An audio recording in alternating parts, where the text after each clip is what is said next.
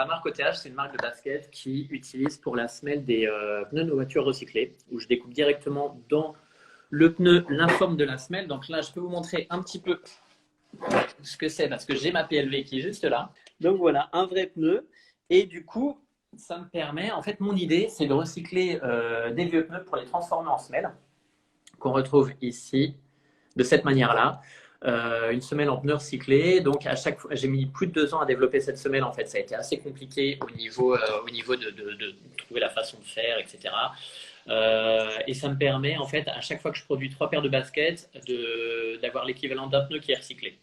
Voilà, ça c'était l'idée de base.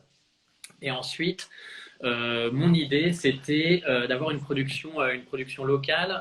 Je voulais une production, en fait, tout en Europe, avec des matériaux qui viennent d'Italie et des ateliers qui sont au Portugal. Je voulais également être sûr au niveau du cuir que c'était une réglementation REACH au niveau du tannage du cuir et de produire une sorte de production locale parce que je produis en Europe pour le marché européen. Alors le problème, ouais, c'est vrai que c'est en fait le recyclage des pneus. Moi, quand je me suis intéressé à ce projet-là, je me suis rendu compte que même en Europe, en fait, tous les pneus qui arrivaient en fin de vie n'étaient pas recyclés. Il y avait toujours plein de décharges sauvages qui sont ou qui étaient ou des pneus qui étaient cramés dans la nature et c'est hyper néfaste. Et un pneu, ça commence à se dégrader au bout de 400 ans, donc c'est vraiment une horreur. Je me suis rendu compte de ça et que toutes les secondes, en fait, en Europe, il y a 6 pneus qui arrivent en fin de vie. Donc c'est absolument énorme. Et c'est là où je me suis demandé, en fait, enfin, qu'est-ce qu'on pourrait faire? En France, j'ai rencontré des organismes de recyclage de pneus. Je suis allé jusque-là. Ça commence à être plutôt bien tracé. Je suis en contact très avancé avec Aliapur, qui est le filière de recyclage en France, qui fait partie de Michelin. Mais en fait, c'est compliqué, c'est complexe parce que maintenant, ils essaient de tracer chaque pneu qui arrive en fin de vie avec un numéro de série, être sûr qu'il soit recyclé, etc. Mais en fait, il y en a plein qui, tu vas dans n'importe quel garage, tu vas toujours trouver des pneus. Les mecs, ils savent pas quoi en faire parce Ouais. que l'organisme de recyclage n'est pas forcément bien mis en place pour que partout, il y ait un ramassage des pneus qui soit effectué. Et moi, ça m'arrive d'arriver dans des petits garages et de voir plein de pneus et je leur demande qu'est-ce que vous en faites? Ils disent, en fait, on sait pas quoi en faire, quoi. Je suis allé voir un garage à côté de chez moi, j'ai récupéré un vieux pneu, il ne savait pas quoi en faire, donc je lui ai pris. Il était très content de se débarrasser d'un vieux pneu. Après, j'ai fait une première série de semelles moi-même en allant dans une usine de découpe au jet d'eau, où je suis arrivé avec des pneus. On a découpé en bandes, on a découpé des semelles, et j'avais une dizaine de semelles comme ça. Je suis allé voir des usines de chaussures au Portugal pour essayer de leur demander en leur disant voilà mon idée. Voilà ce que je veux faire. Je veux recycler des pneus en semelle. Voilà ce que j'ai réussi à faire aujourd'hui. Est-ce que c'est possible de les utiliser sur des chaussures? Tout simplement. Et ce qui m'a un peu conforté dans mon idée, c'est déjà qu'aucune des usines n'avait vu cette idée-là avant. Donc déjà, ça me permettait de me dire, bah tiens, c'est peut-être pas inintéressant. Et deuxième chose, c'est toutes les usines trouvaient l'idée vraiment intéressante. À se dire, là, il y a quelque chose d'intéressant. Donc j'ai creusé. Moi, j'utilise juste la partie supérieure en fait du pneu. Je peux vous montrer, hein, j'ai des exemples. Hop, donc c'est ces parties-là que je recycle.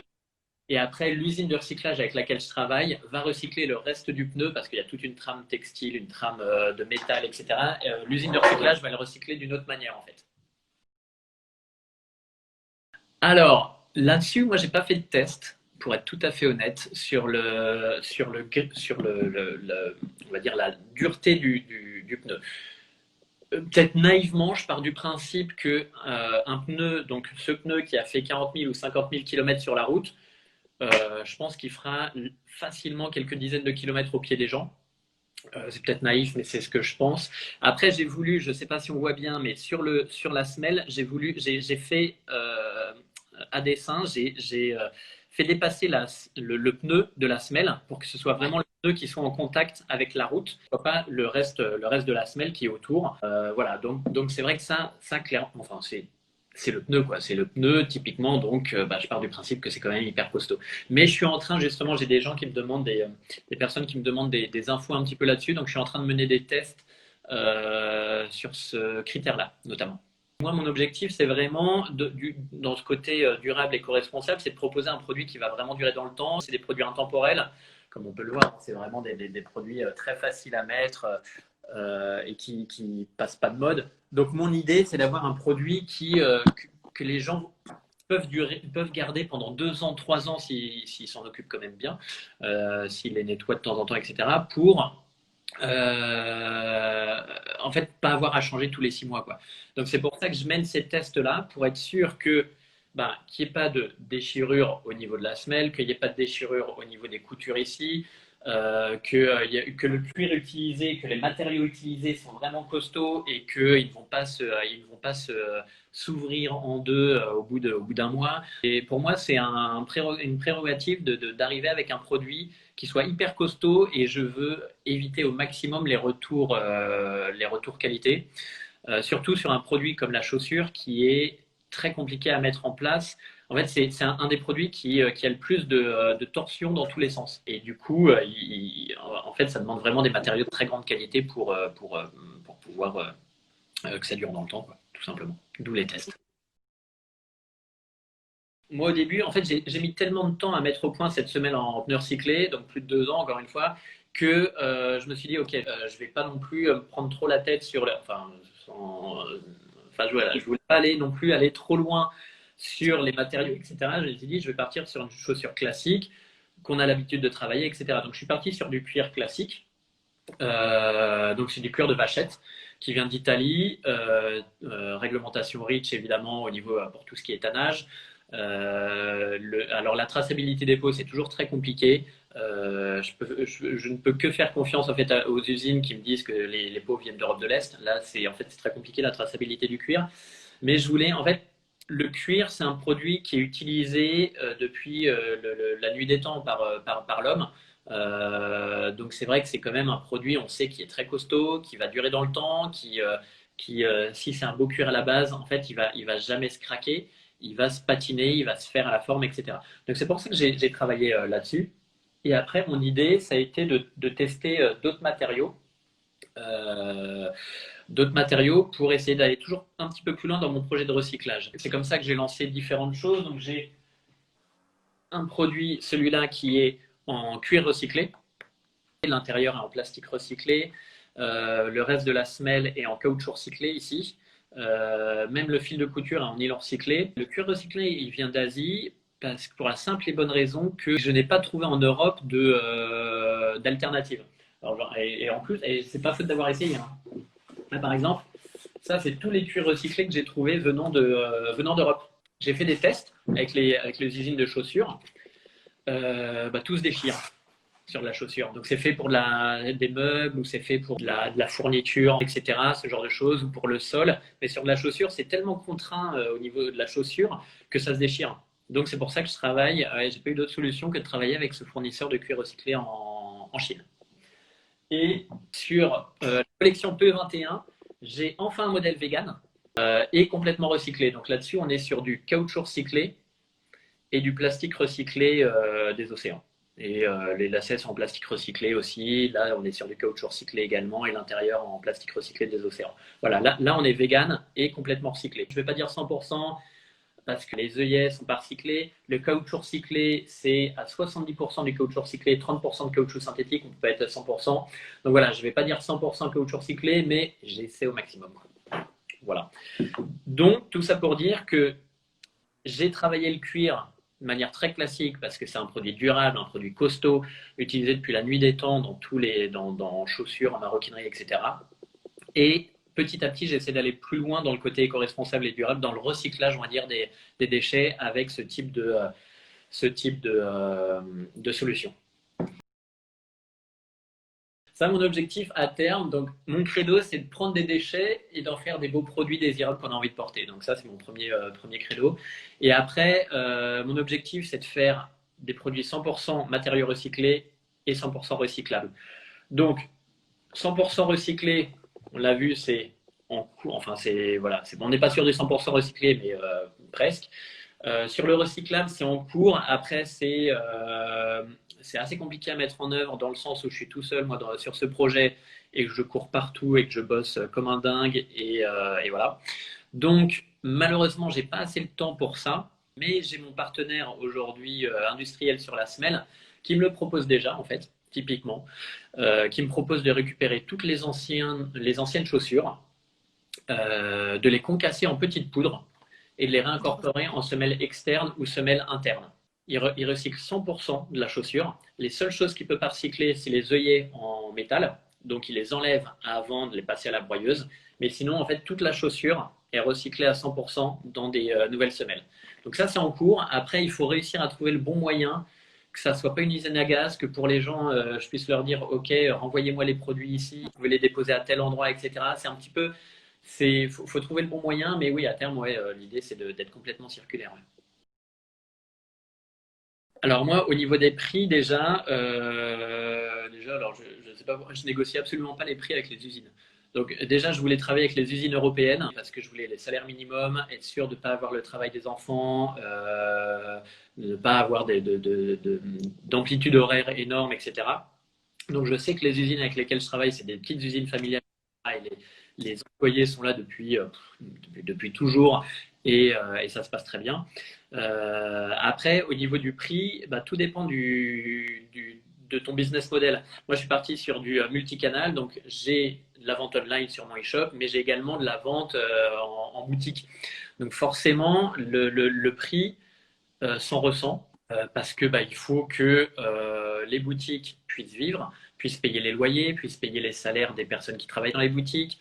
Moi, il faut aussi que je vive, voilà, clairement.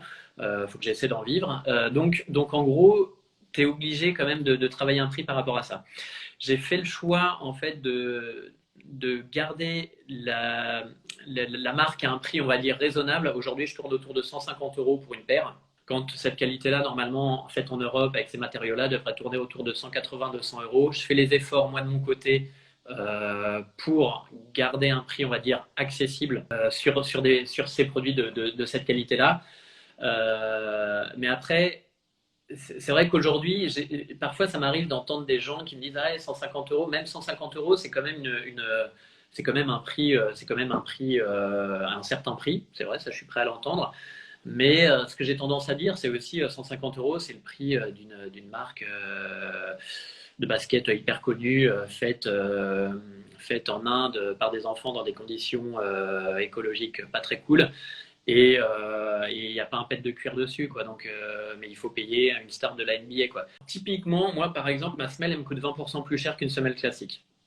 Ça vient de la simple et bonne raison, que c'est tout simple, c'est que il y a ce premier travail à faire, un autre matériau, et ça, il y a de la main-d'œuvre, il y a des usines, etc.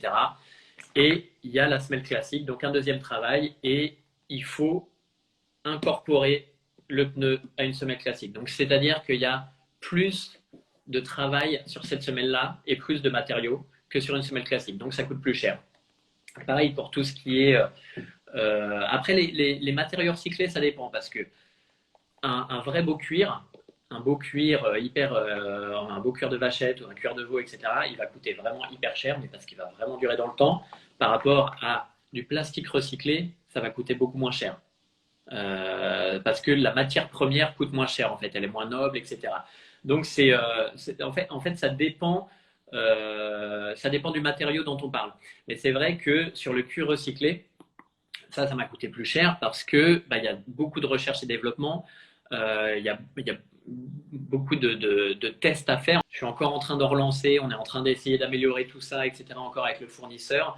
Donc, tout ça, ça a un coût en fait. Et quand on est sur des nouveaux matériaux, sur des nouvelles choses, des choses innovantes, bah, on est obligé de mener tout ça, tous ces tests pour